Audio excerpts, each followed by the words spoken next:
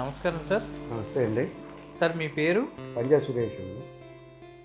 ఎక్కడి నుంచి వచ్చారు? పంజా సురేష్ వీరవాసరం మండలం అండి, పంజాబ్ అమ్మవారం గ్రామం. నేను సచివాలయ కన్వీనర్గా చేస్తున్నాను. మీరు రాజకీయంగా ఎప్పటి నుంచి ఉన్నారు సార్?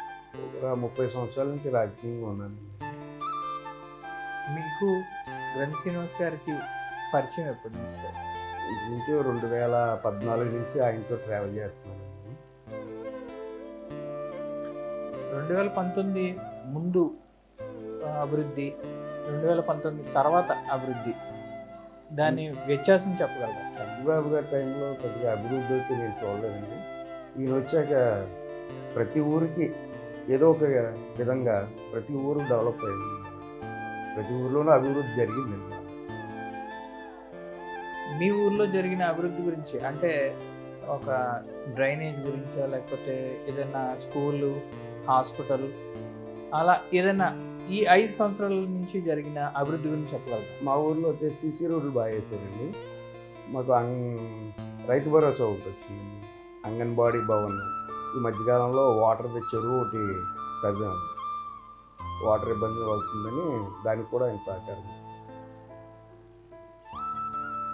మీ ఎమ్మెల్యే గారు మీకు సపోర్ట్ చేస్తారండి? చాలా అండి, నెంబర్ 1గా ఉంటారండి. ప్రతి దానికి స్పందిస్తారండి. ఏ చిన్న విషయం ఉన్నా సరే నాది బాధ్యత అన్నట్టు చూస్తారండి ప్రతి విషయంలో కూడా. ప్రస్తుత ఎమ్మెల్యే గారు గ్రంథి శ్రీనివాస్ గారికి ఎందుకు ఓటు వేయాలంటారు? ఆయన వ్యక్తిత్వం చాలా మంచిదండి. నా ప్రజలు మెయిన్ అంతే అండి. ఆయన నా ప్రజలు ప్రతి ప్రజలకి ఉదయం 10 గంటల నుంచి సాయంత్రం 10 గంటల వరకు ఆయన ఆఫీసులో అలాగే ప్రజల గురించే ఎదురు చూస్తూ ఉంటారు. అటువంటి నాయకులు మనం వదులుకోకూడదు కూడా. సంక్షేమ ఫలాలు మీ గ్రామంలో అన్నీ వస్తున్నాయంటారా? పక్కాగా 100% ప్రతి ఒక్కరికి అందుతున్నాయి. ఆ విషయంలో రాజీ లేదు. అది ఆయన పుణ్యమేనండి.